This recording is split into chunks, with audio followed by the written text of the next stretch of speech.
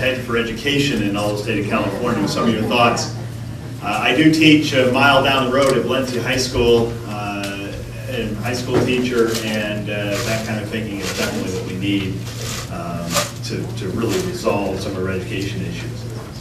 I want to thank you folks. I mean, this is really a phenomenal event. I'm glad that you came. I thank the Tea Party folks for putting this kind of an event on. I particularly want to thank you for the invocation, protecting our troops. I think that is a really a nice thing. And well, you'll see my military service a little bit in a bit. Let me start with my qualifications and why I think that maybe my opponent and there is a contrast. I got out of high school, I joined the military, joined the Army. After I got out of the Army, I went and got myself an undergraduate degree in engineering. I then joined the Air Force, ultimately was commissioned an officer in the United States Air Force, and while I was in the Air Force, managed to get my master's degree in electrical engineering as well. So I've got the education and the background of service. I haven't come to the idea of public service recently in my life. I've really, my entire life has been that of public service. And I have represented you on the Cass State Board for the last 8 years. Personally, I'm married, been married for 33 years, I have 6 children. 3 of them are veterans. 1 is deceased, 1 died in Texas shortly after returning from Iraq. My wife and I, we moved to Santa Clarita 15 years ago after I retired from the Air Force, really because this is just a phenomenal place. So we're delighted to be here, and we won't be leaving anytime soon. 8 years ago, I did get elected to the Cass State Board, and since then, I think we've done some pretty good things. I ask you to consider the fact that over the last couple of years, many different agencies in Southern California, many different water agencies, have been forced to implement mandatory water rationing, where you're not allowed to water your lawn on certain days of the week and whatnot. I understand LA just went up to 3 days now. So we in the Santa Clarita Valley, we're kind of lucky, but that luck, it didn't happen without some hard work by the Cass State Lake Water Agency Board of Directors. We have got several different water banking programs. We have a very diverse water portfolio, things we call Yuba Water Accord water. We've got the Rosedale Rio Bravo water from the Kern River that we've got coming in the valley. There are Devil's Den entitlement.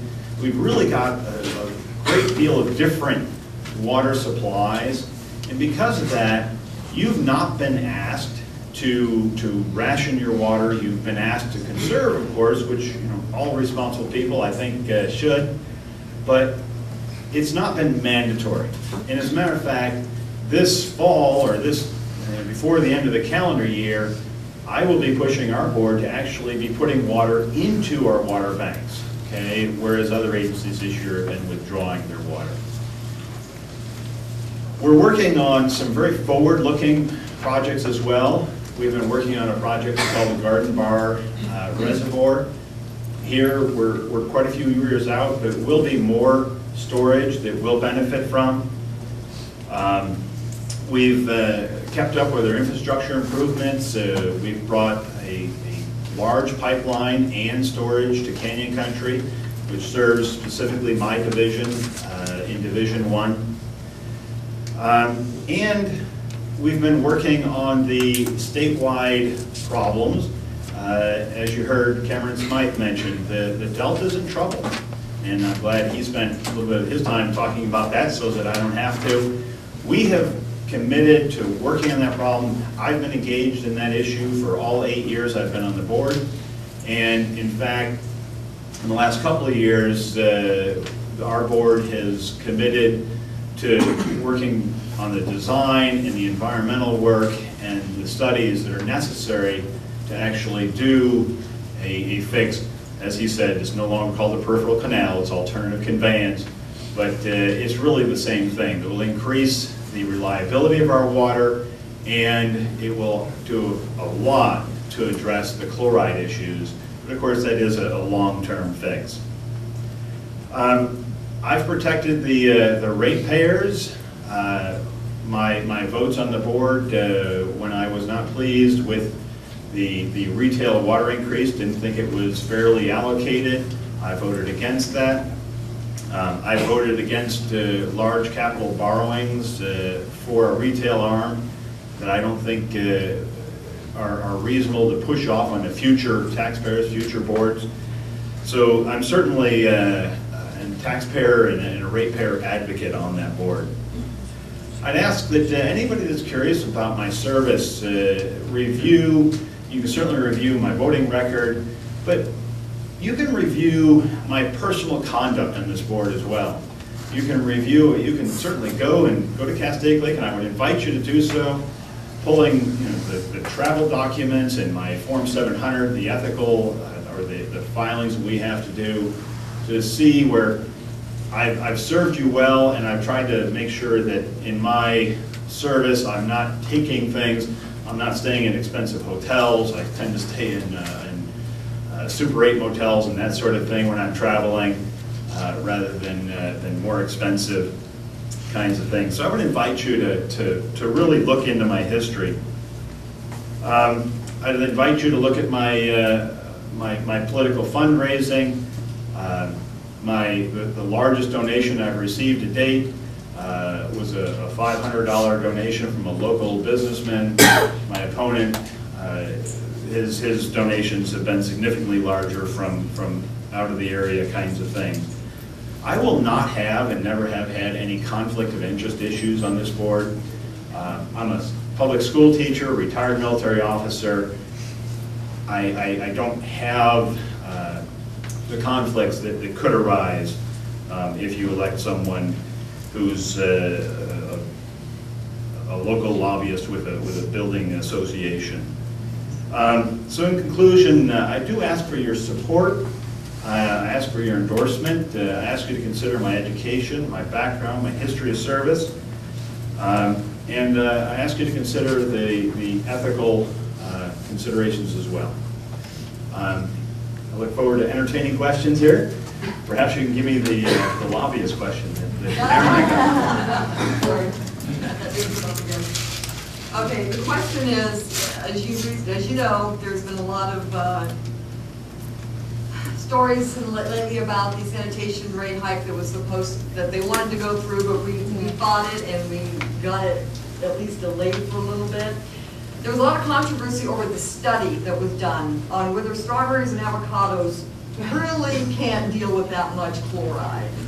So we'd just like your opinion on what do you think about that study? How valid do you think it is? Do you think it should be redone? Wow. I've thought about packing the box with questions that'd be easy. I didn't need to, obviously. First, the simple answer is that there really was no study. Okay, that's the fact. There was a kind of a review of some literature and some pretend. There's no science, folks. There is no science behind this limit at all. Okay, this simply does not exist. It is a negotiated and a dreamed up garbage out of the mind of appointed bureaucrats that don't care. They don't face an election. They don't face you. They don't need to answer for what they're doing. The chloride issue, it is one I'm very much attuned to. Have been working on for quite a few years now. Several years ago, the Castaic Lake Water Agency was approached by the sanitation district, and we were asked for our assistance. We've offered it. We've helped. We've committed some resources to it. What's called the Alternative Water Resources Management Plan, or the AWRM plan. It's kind of a strange name. The sanitation district didn't like our name. They didn't like that worm part, so they changed the name to something else.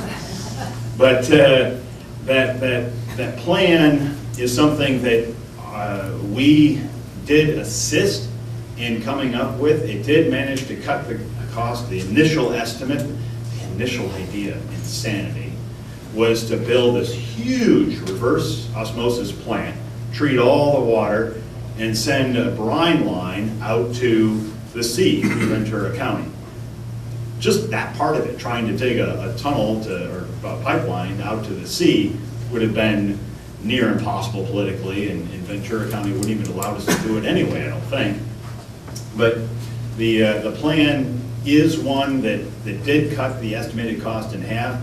It's not the best plan yet, and I very, very much support the efforts of most of the representatives you've heard from today, Cameron Smythe and others that are working hard, the sanitation district, the supervisor. I met with him an hour and a half yesterday, and we did talk about this issue at length. He did exactly the right thing in deferring the decision, giving all of us some more time to study the issue and to come up with a better plan. So I'm engaged in the issue, and we certainly, we don't need nonsense, non-science to drive it.